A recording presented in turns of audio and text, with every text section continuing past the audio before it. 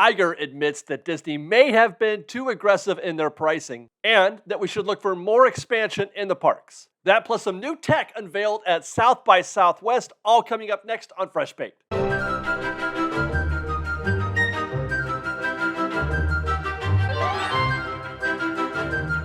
Hi guys, David here with Fresh Baked, and can I just say that I am really becoming a big fan of Disney executives talking and doing interviews for the public to see. Never mind whether or not what they say is positive, it's just, we can learn so much. It's always very telling. And recently, Bob Iger spoke with Morgan Stanley at their media and telecom conference. The interview was wide-ranging as usual, with topics including Disney Plus, Star Wars, Marvel, succession plans for Bob Iger, and Disney Parks pricing and Disney Parks capacity. Two very interesting conversations.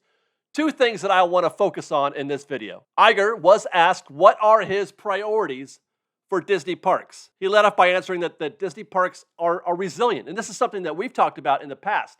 Disney Parks are about the most dependable segment of the entire Disney company. We show up. People show up to the parks no matter what. Then he went on to say that the Disney parks need to be more accessible. And quote, that in their zeal to grow profits, they may have been too aggressive about some of their pricing. A roundabout way of conceding perhaps that Disney has become or is becoming or is in danger of becoming inaccessible. Now he mentioned that Disney has taken steps recently to address pricing and that those results have resonated with guests. And this is very similar to a comment that he made in the last earnings call where he said that one of the things that they had done is to add more days are now available at Tier 0. This is talking about single-day tickets. There are more days, I think maybe as many as twice as many days now available at Tier 0, the lowest possible price for a Disney park. Now, this is obviously a great move on Disney's part. I appreciate them making the park more accessible to all guests. But I have to say that I haven't seen much else from Disney in terms of making the park more affordable. Prices for just about everything have gone up in the parks. They continue to go up. Really, the only discount that I can remember observing was that one that they did for the Droid Depot to build a droid and Savi's Workshop to build a lightsaber. There was a small price cut on those. But other than that, other than those two singular things, I feel like prices are up everywhere. Now, of course, not all of this is on Disney. Inflation is a nationwide concern.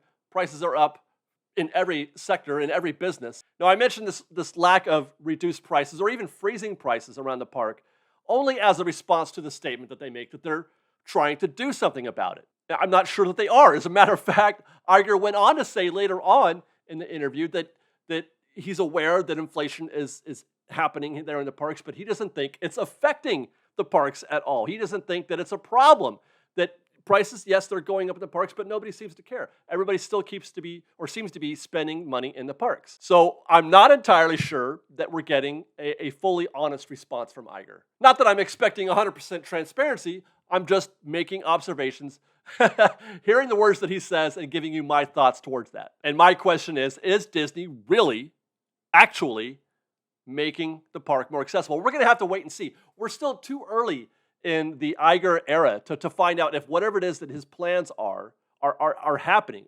Is he having an effect on the accessibility of Disney? Now, that response segued into another conversation about park capacity, and Iger saying that they would love to sell more tickets. They would love to let more people in the park, which, again, is confirmation that Disney has, in fact, still continued today, to allow fewer people in the parks than they did pre-COVID, that the capacities are lower today than they were in 2019. He said that they'd love to let more people in, but not at the cost of guest satisfaction. He said that they had to, and I quote, figure out how to reduce crowding but maintain profitability. And he said that they did, in fact, do that it's been done. Pretty sure this can mean, either through the sale of Genie Plus and individual Lightning Lane or through raising ticket prices or raising prices around the park or both. So I'm not really sure how truthful he's being about Disney being concerned about the accessibility, the affordability of Disneyland.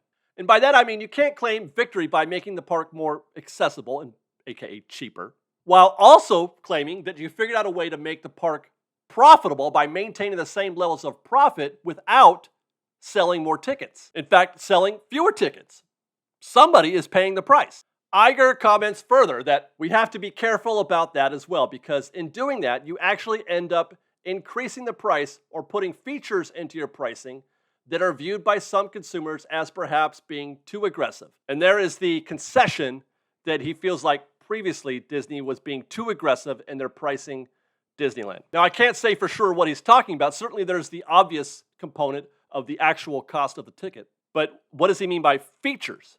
Features in pricing. I want to think that he's talking about Genie Plus, that they have found a way in Genie Plus to create revenue, to maintain profitability, while also claiming to not have raised the price of a ticket. How else do you maintain the same level of profitability without raising ticket prices or without selling more tickets? Unless you're selling more product, more merchandise and food than you were before, perhaps through their initiatives where they're trying to increase per cap spending per guest. But I'm not convinced that this is working for them either. Anecdotally, I've heard that food sales are down, merchandise sales are down, and obviously there's fewer people in the park. So where's the profitability coming from? What's he talking about? Is it annual passes? Certainly we're getting less for our AP dollar today than we were pre-COVID. APs no longer get free parking across the board. Only the top tier AP gets free parking. We're also not getting a free Max Pass, or in this case, it would have been free Genie Plus. Everybody's paying for that now. Well, not everybody, because annual pass holders aren't paying for it, at least not on a regular basis. Not to mention the reservation system, which, by the way, inhibits locals, annual pass holders, from visiting the park as often as they would like to, which reduces, obviously, the amount that they have the opportunity to spend in the parks. We have said over and over again since this whole thing started that a large percentage of annual pass holders go to the parks just to spend money. They go to the parks to eat the food and to buy the seasonal merch and maybe catch a ride or two. But they're not trying to go to Disneyland to have this big day. Their only purpose is to spend money at Disneyland. In other words, I don't really know how they can say that they're doing all of the things that they're doing all at once. And if I may at this point say that the relationships between Genie Plus and the reservation system and guest satisfaction and park profitability, it's a fascinating conversation. It's a fascinating thing to really take a dive into. I could do an entire video on that topic alone. But clip notes, from my perspective, every challenge that Disney faces today is a byproduct of the reservation system or Genie Plus. From a guest perspective, neither of those features, that's what they sell them as features, have solved any problem that we have as a guest. And I mean including the possibility of guests being not allowed into the park, which is such a rare thing so as to never happen. More people have been kept out of the park because of the reservation system than they ever were prior to it. It still happens to this day. People are told you can't come in because of the reservation system. But it sure does seem that Disney is stuck with both of those systems, even if they're not good for the guest. And they know it, especially with Genie Plus, because I don't see how they could replace that revenue. Let's say they decide they don't want Genie Plus. I don't see how they could replace that revenue without charging guests more somewhere else. And also, by the way, without losing face, because it is a huge admission of failure on their part if they decide they don't want a Genie Plus anymore. Unless they, do give up and go back to the Max Pass system. But that's crazy, right? Is it?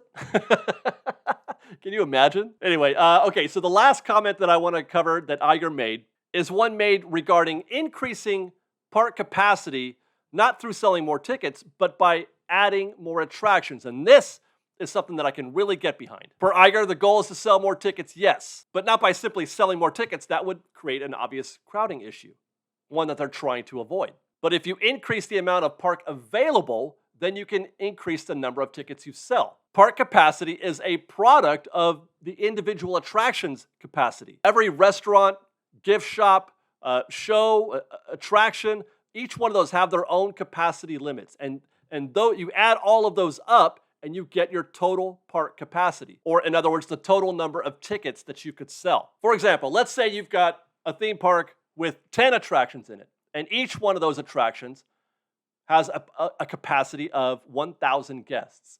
So that's a total, 1,000 per 10 attractions. That's a total of 10,000 guests. That's the total number of guests that you could allow into the park. But what if you add an attraction, an 11th attraction that also has a capacity of 1,000 guests? you can now sell 1,000 more tickets. You can sell now 11,000 tickets instead of 10,000 tickets. And so that's what he means. That's what Iger means when he says that they can increase the park capacity through the increase of show in the parks, actual attractions in the park. And per Iger, they intend to mine their existing IPs to do that.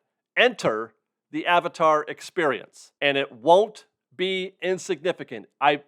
If he's going to talk about adding capacity in the parks, if he's going to talk about adding show in the parks, and he's going to say in that same breath, he's going to talk about Star Wars, Toy Story, and Avatar, then that means they're thinking something significant, something impressive. And this is why I'm so optimistic about the future of Disneyland, well, Disney parks in general, something that I discussed in the video that we just did about the hiring of Bruce Vaughn. All of these things are in the same conversation. Disney wants to sell more tickets without making the park too crowded, so they're going to mine their IPs. In order to do that, they're going to create more attractions, and then they hire Bruce Vaughn in order to make all of that happen. Somebody with a proven track record, somebody who's already built Avatar, or Pandora, and Toy Story Land for that matter. The question now is what, when, and where. But it is going to happen. Maybe that's Disneyland Forward. A lot of people were talking about Disneyland Forward with respect to Avatar and that being a future thing. It very well could be, but I will say here that my understanding is that Disney has not yet come to some sort of agreement or some sort of understanding with the city of Anaheim about zoning. Disneyland Forward was a sales pitch. It's not an actual thing that Disney is going to do. It's not set in stone. There's no plans. There's nothing being done or planned. It's a sales pitch to the city of Anaheim saying, look, this is all the things that we want to do.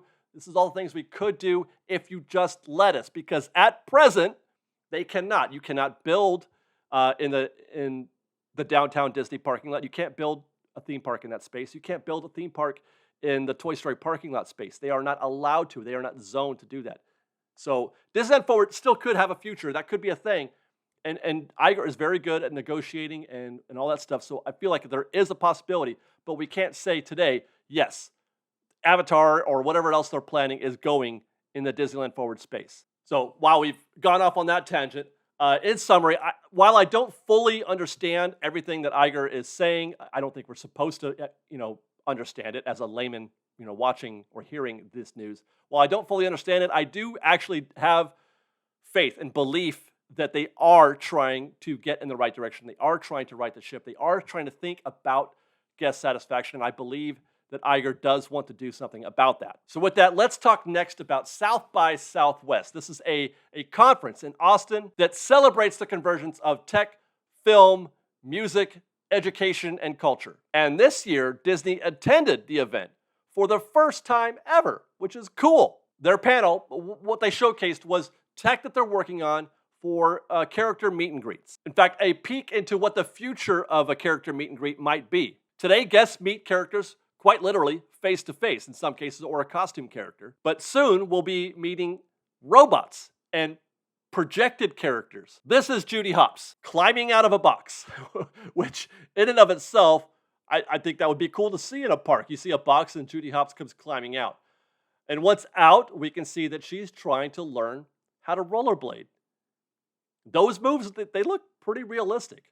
Very convincing for something, obviously, in a very early stage of development. The Imagineers describe her as more than just a robot, though. They're also using motion capture data so they can make performances with emotions embedded in them. And I assume this means they'll be using similar tech that they use for Mickey and Minnie on Runaway Railway. The faces are screens, they're projections, so that we can see a variety of expressions from Judy rather than just the fixed smile that we see on this version of Judy. Here's another stunt revealed at the show. Well done, guys. That looks cool. It looks like, though, we're still a ways away from this tech being show ready, but it will happen. This is going to happen. Now, here's another bit of tech that this is actually probably much closer to reality than Judy Hopps. That's a quote-unquote life-size Tinkerbell in a lamp, and it looks a lot like the one we see in the Peter Pan queue today. This one is a big deal because guests will actually be able to engage with Tinkerbell in this way. It's a meet and greet. That's Josh tomorrow picking up Tink's lantern, and she gets a little upset with him. That Tink, you told me to go lightly there. I did, didn't I? Well, it's good to see you, Tinkerbell. Are all those people out here to see me, Josh? I think they're here to see you. Certainly not for me. They're not here to see me. Oh, everyone! Don't you know how to greet a fairy? Come on, clap your hands! Ooh, I like the sound of that. So, Tink, I want you to meet Austin. Austin was gracious enough to come out back on stage. So this is Austin. Oh, hi there, Austin. It's nice to meet you. Hi, nice to meet you too. Can I call you Tink as well? Oh, absolutely. It's awkward a little bit due to how the whole thing works. You know, she's remote, she's somewhere else, and you know, there's maybe a little bit of a lag in the communication, but it's definitely live. This is a live conversation. That's really cool, and I'm a little bit impressed. Not necessarily by the tech itself, because it's not so far removed from tech that we already have. Turtle Talk with Crush is kind of the same sort of thing, just on a much smaller scale, obviously. What I'm impressed with is their initiative to go ahead and do it. This is the kind of thing that has been missing from Disney for a little while. Going extra, doing something unexpected, not just resting on the successes of Disney's past. Taking the lead, doing something that nobody else is doing or could do. Same goes for the Judy Hopps robot. Now, I don't know how long they've been working on this. Certainly, it's been a while, so I can't say how much of this is due to Iger's, arrival at the Disney parks. I have to believe that they were working on this prior to that, but it doesn't really matter. I'm just glad that they are, because kids are going to love this. Kids are going to love meeting Tinkerbell this way. Kids are going to love being able to engage with Judy Hopps in this way. I think they're really going to love it. It's significantly more real, for example, than meeting Tinkerbell at Pixie Hollow, which is, a human-sized. She's not human-sized. Tinkerbell isn't. None of the fairies are.